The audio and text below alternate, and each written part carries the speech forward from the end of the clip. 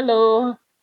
Hi. Again, this is Salwa, your host for Real Talk with Salwa. This is a continuation of our segment on current affairs.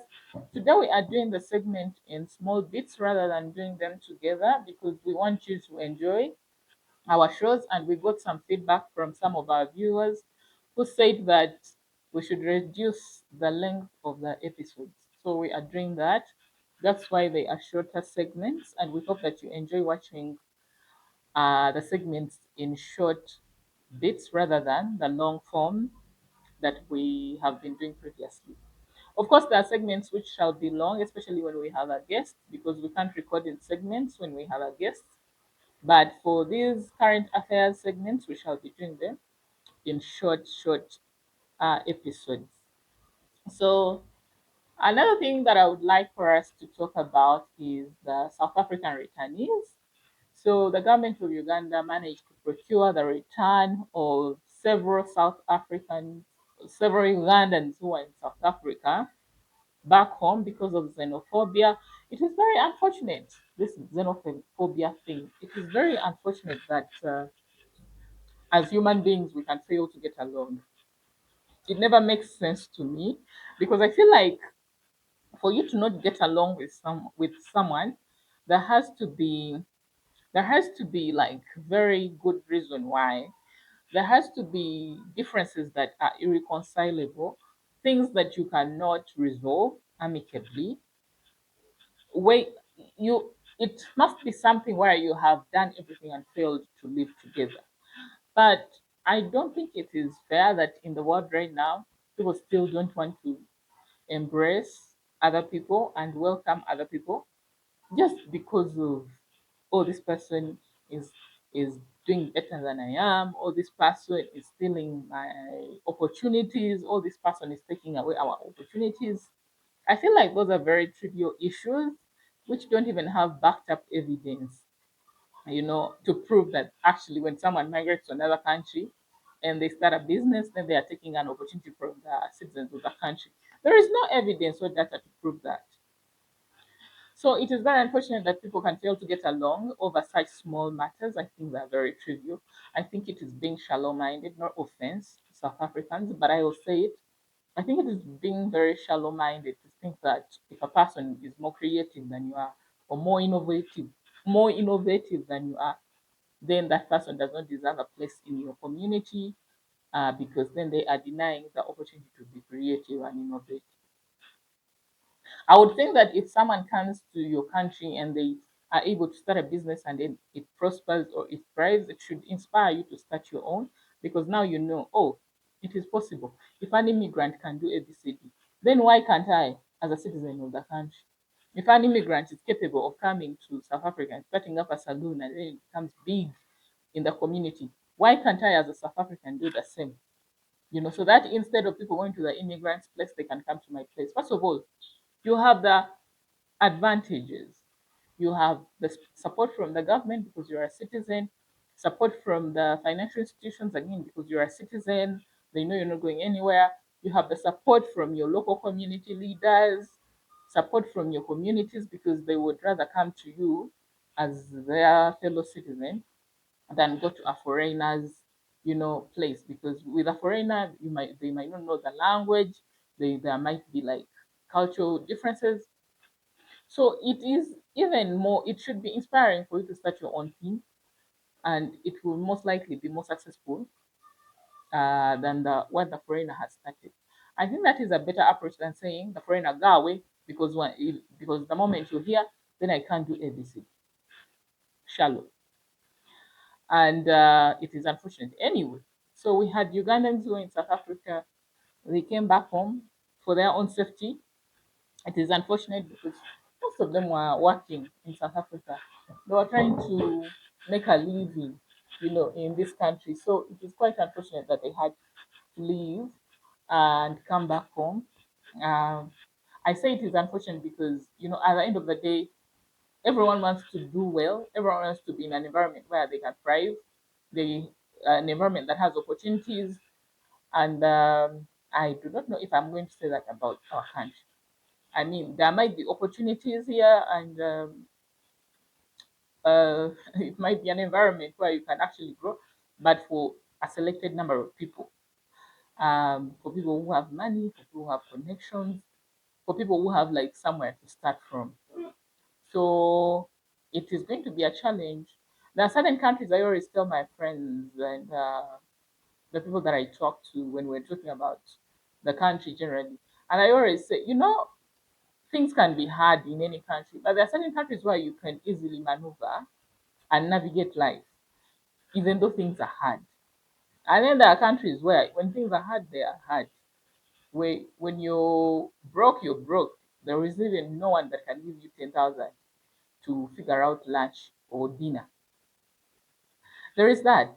There are countries like that. However, there are countries where you can't fail to make 10,000 to buy food for your kids, or because there are so many opportunities to make money.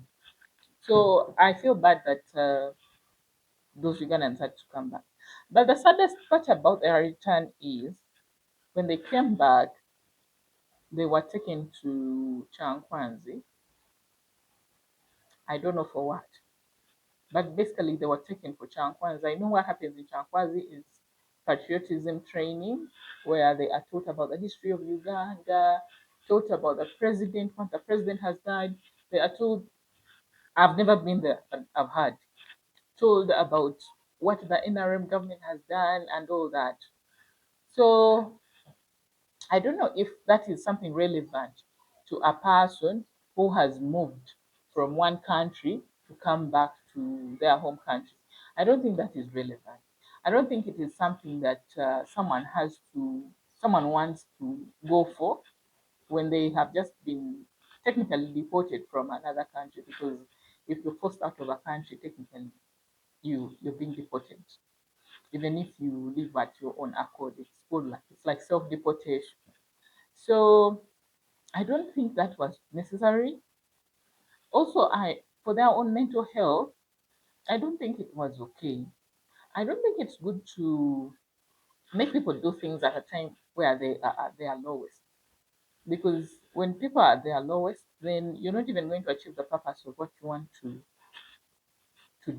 you want to the purpose of whatever activity you're involving them in. If someone has self deported themselves from a certain country back to Uganda, they're not thinking about Uganda's history. They're not thinking about NRM or any of your politics. They're not thinking about any of that. What they are thinking about is, where am I going to stay? Where am I going to live? What am I going to do for work? How am I going to survive? You would think the best thing would have been maybe taking them for counseling, to have like financial literacy classes, to tell them maybe what can they do in the country, how can they integrate back into the country, how can they, grow, now that they are back here, because they are going to be here for a while. I don't think many of them are going to go back anytime soon. That would be more relevant at that time. And maybe the patriotism training can come later on. But for you to think that a person has been self deported, or who has self deported themselves from a certain country, wants to go to Chankwanzi for patriotism training, I don't think that is okay. I don't think that should be happening. I think the most important thing is sit down with these people, ask them what they want, but first give them some counseling, financial literacy as well, and then figure out how you can help them to integrate back into society. And many of them have families, so maybe they don't have issues with where to live, but they need help with what to do. Now, the help that came was 2 million shillings. Apparently, each one of them is going to be given, or was given 2 million shillings. Now, I wonder how we live in a country where it is okay to give social media influencers or TikTokers 5 billion shillings. I don't know for what. It is okay to do that, but when it comes to people who have been working in a foreign country and they have, unfortunately, prematurely, they've had to come back to our country, I don't know how it is okay for such people to be given 2 million shillings each. What is 2 million going to do for them, honestly? What can 2 million do for them? What can 2 million do for us in Uganda right now? It isn't much. So I don't know if that is actual help or it is interim help in the meantime and then they will get better help later on. I do not know. But I just know 2 million shillings is nothing compared to the assistance that these people need. And I actually saw them very sad in Chankwanzi. You could see faces that were hopeless. They don't know what to do. They don't know what is going on. They are just there because they need help and they are doing what they have to do to get the help that they need. So these people are really desperate. They really need our support as government, and I think we can do better. So let us do that. Hopefully, they get better assistance than the 2 million shillings. Otherwise, they're going to end up having to go back, and when they go back, then they are putting their lives in danger, and that's not what we want for our citizens. So anyway, that happened with the South African returnees, and that is it on that particular topic. I wish you the best if you're someone who just came back from South Africa. I wish you the best. I'm not saying that you can't survive in our country. You can.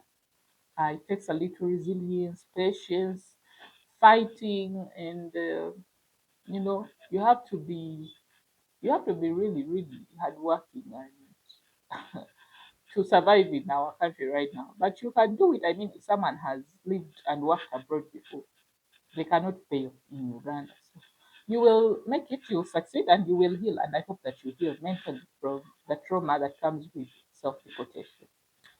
And that is it for the South African returnees. I'll be back with more on current affairs. Bye.